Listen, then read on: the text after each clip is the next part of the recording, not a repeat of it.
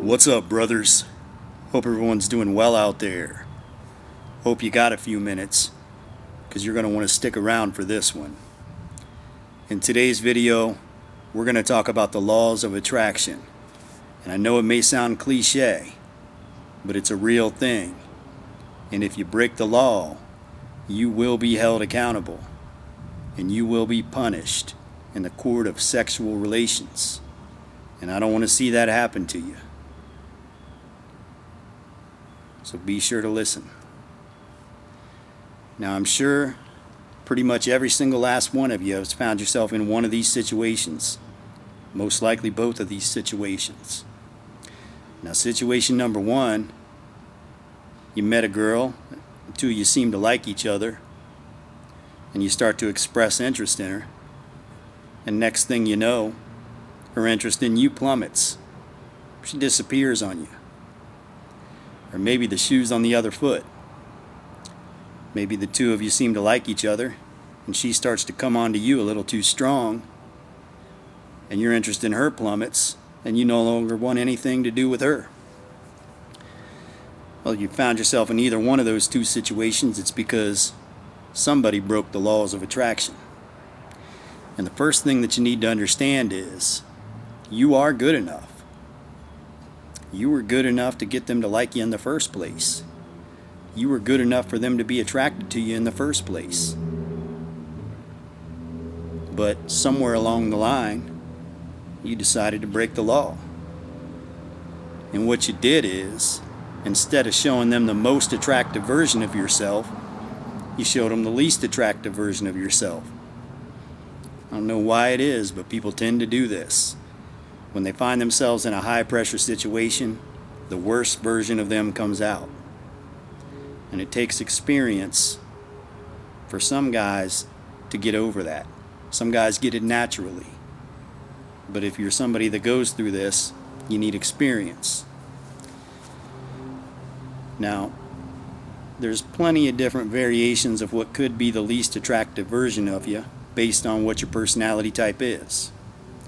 Maybe the least attractive version of yourself is, when you catch feelings, you get a little too emotional, you get a little too needy, as if you can't live without her. And it shows, and you look desperate, you look pitiful. Maybe the least attractive version of yourself is a guy that's just too passive and too timid. You're now nervous. Now that you have interest in her, you're scared to speak for yourself. You're scared to make a move. Maybe the least attractive version of yourself is some guy that's using gimmicks and tricks. You're trying to ignore her to get her to like you more. Look, if you're playing a game, she's gonna know. If you're keeping it real, she's gonna know. If you're a guy, maybe the least attractive version of yourself is you talking to other women to try to make her jealous. Again, if it's organic, cool. But if you're doing it to play a game, to mess with her head, to get her to like you more, it's going to look weak. These are all examples of you being the least attractive version of yourself. And if you notice something, these are all reactive positions. It's you not being yourself. It's you not being confident. It's you not showing strength and maturity. Whereas the most attractive version of yourself, when you're around a woman that you're interested in, you are independent. You kind of carry yourself in a way that lets her know you don't need her. You're still a man. You're still going to be just fine if she disappears today. But you do like her. You do like having her around, but you don't need her. You show confidence, strength, and independence. The most attractive version of yourself is a guy that says whatever he wants. He's not too timid and passive. He goes for what he wants. He's not going to let the fact that he likes her stop him from being himself and going after and, reaching out and grabbing for things, speaking the way he wants to speak. The most attractive version of yourself is a guy that doesn't have to play games and ignore her. No, you can give her attention, the right kind of attention, not the desperate, weak, simp kind of attention, but the kind of attention that lets her know, yeah, you're a man that has options, you got things going on for yourself, but you're choosing to give her attention. You know, the most attractive version of you is the guy that you're not talking to other women to make her jealous. No, it's organic. You talk to other people because you're social, because you have things going on in your life. But you have the emotional maturity and sexual discipline to where she can feel confident in knowing that you're not going to become an unfaithful cheater at the snap of a finger. You know, you're a man that has control over yourself, right? These are indicators, or these are displays of you being the most attractive version of yourself. Because there's something you have to understand. When you're the most attractive version of yourself, we call these attraction triggers. You know, you're displaying maturity, you're displaying confidence, you're displaying that you've been there before. That's an attraction trigger. But when you start to look desperate, you look weak, you look needy, you know, when you look like you're playing stupid games, ignoring her, pouting, you know, you're too afraid to say what you want, those are repulsion triggers. I know you never heard that term before, have you? But it's real. And you do not want to show repulsion triggers. When you show repulsion triggers, my friend, you have broke the law. You now repulse her. She's disgusted by you. And you ain't getting her back. So don't break the law. Now, I should throw this in there. Not every man is blessed with the intuition, with the natural ability to just display the most attractive version of themselves. Not every guy is born Mr. OG Big Dick Player that knows exactly what he's doing. Okay, I understand that. Some guys really got to get reps in, they got to get experience, and they got to figure it out on their own. But here's what you need to do.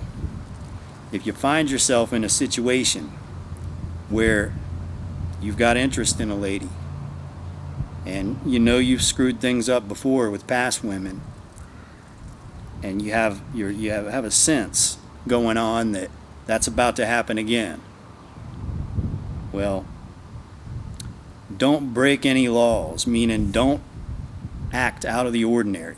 You know, if you find yourself in a situation where you think you're about to look needy, you're about to look desperate, you find yourself in a situation where you're afraid to say what you want, you're afraid to speak up for yourself, you're afraid to make a move because you don't want to screw it up.